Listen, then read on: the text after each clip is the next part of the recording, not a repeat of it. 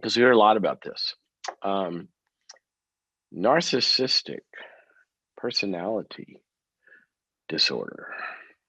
Um, it's it's something you hear a lot about, like a lot about, and that's good. I mean, it's good for people. I think we ought to all to understand uh, what that is. The problem is that a lot of times when we hear it on this show is similar to when people talk about borderline personality. The problem is that a lot of times,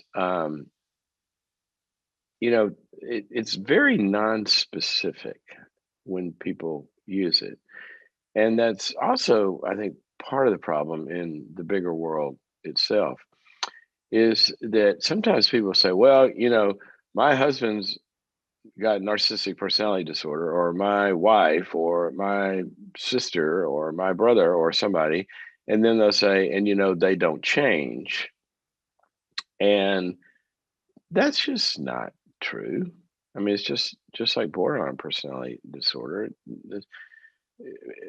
This is like this is like if you have been treating people with NPD and people with BPD for decades. It was like when I was in graduate school, it was, two of the biggest topics out there, that all sorts of new things were being developed. And what's interesting is, and this is kind of what I wanted to talk about, is when you paint people with a broad brush like that, you're really, really subject to being wrong when you do that, because they're not all alike. Whoever you've decided they are, if you're one of the people that writes people off like that, because there are all sorts of narcissistic traits that we see in a lot of different people, and the traits may look the same. It's kind of like a fever, but where's the fever coming from? In fact, one of the biggest interesting debates in all of psychology in this arena, going way back, was around narcissism.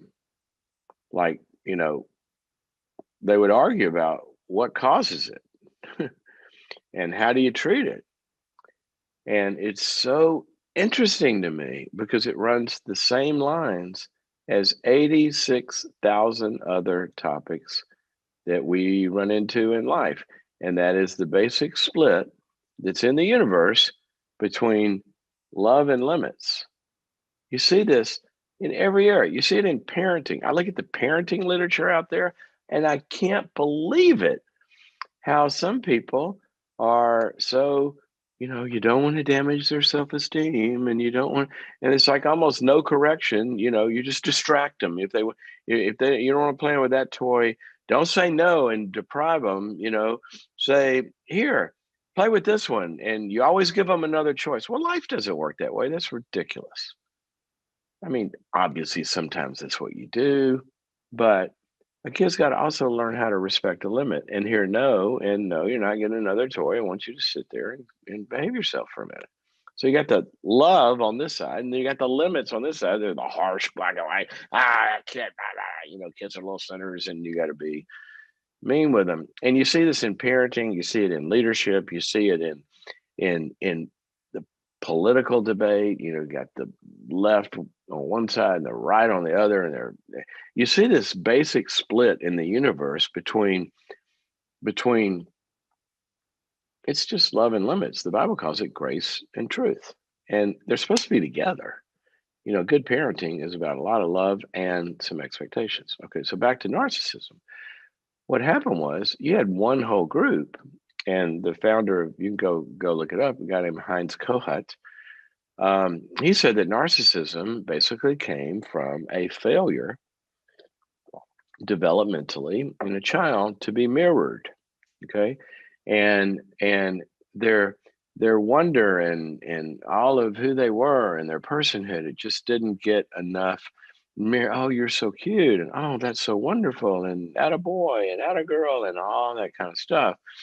And for narcissists to get better, you needed a lot of, mirroring, and you avoid kind of anything else. Well, you got on the other side, you had one of the leaders of a little more on the other side of the movement, I think much more balanced than that, was a guy named Otto Kernberg, and he was an analyst, and he wrote a lot about pathological narcissism that had at its root a lot of envy and grandiosity and really ugly stuff, and that they needed, there's a good frame and limits, right? And containment of all that, love and limits. So you got this whole thing going. Well, in reality, the reality is a lot of times you're talking about two different people. It's not one, quote, disorder, and we argue about what it is, which we do, but it's also when you're talking about somebody who's narcissistic, and here's the simplest way that I want you to consider thinking about it. There are some people that are narcissistic because of a lot of shame and a lot of feeling small and not good enough and all of that. And they develop this grandiose self, of everybody's got to think they're wonderful and always trying to impress people and looking wonderful and just, looking in the mirror all the time, kind of the Instagram narcissism we see in today's society. And it's all about me and how wonderful. And they organize the people around them, to try to reflect that back to them. But underneath, they're very, very, very vulnerable people. And when they get narcissistically injured, you're going to see a reaction. It could be anger, and it could be, a lot of stuff, but they're offended. How could you offend me like this? But there's another group. There's no little person underneath that really that's ashamed and vulnerable at all. This group wants to rule the universe. This is like the original sin of Lucifer. It said Lucifer's real self, the Bible teaches, Satan, as he came to be called, his real self, who he really was a beautiful, brilliant angel. But that wasn't good enough for old Lucifer. What he wanted more because of envy. He envied God, and he wanted to be the king of the entire universe.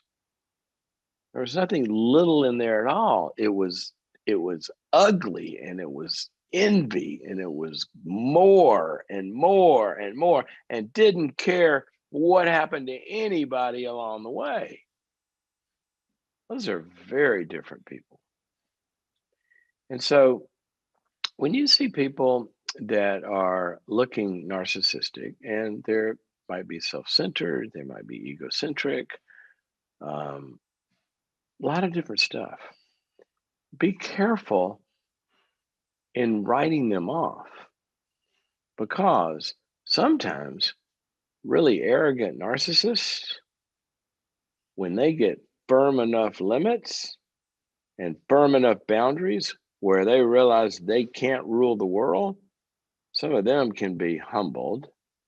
And on the other side of the equation, sometimes when you've got the shame-based ones over here, that you start to get kind of underneath that a little bit, and you get to the pain, and they start to be loved instead of admired, which is a key thing in healing narcissism. They start to find out their real self can be loved, and they don't have to build this ideal self to be admired. Then they start to give up the desire for the ideal and the grandiose self, and they grow as well. Now, that doesn't mean that a lot of them don't change, but I'm telling you, we have to be careful. Figure out who you're talking to, who you're talking about, and have they had the right kind of interventions and the right kind of help? And have we tried everything before we write them off? Say, well, they just, blah, blah, blah. Okay, there's a little spiel. You know me, if you listen to me long, I just don't like writing people off. I have seen too much it's like the Grateful Dead said, what a long, strange trip it's been. Well, when you go through enough and you go through and get enough miles and treat so many different situations and seeing all this, I'm telling you, people, miracles happen. People change. I just don't have doubts that people can change. How can I doubt it? I've seen it too many times. And I also have the reality of the same experience along the way that some people don't. And you know what? That's pretty much a realistic view. And one of my favorite verses is the whole book of the Bible, because God's got that problem. He's got a whole human race. And he says, come on, guys, I can help you change. He's a pretty good therapist. He goes, I can help you grow. I can help you get better. Some people come in for their appointments and some people don't. He's got the same problem you and I do when we're trying to help somebody. And so let's don't ever say, none of them ever change. And let's don't ever put our heads in the sand and say, every one of them is going to change, because neither one of those things are true. But let's just be careful.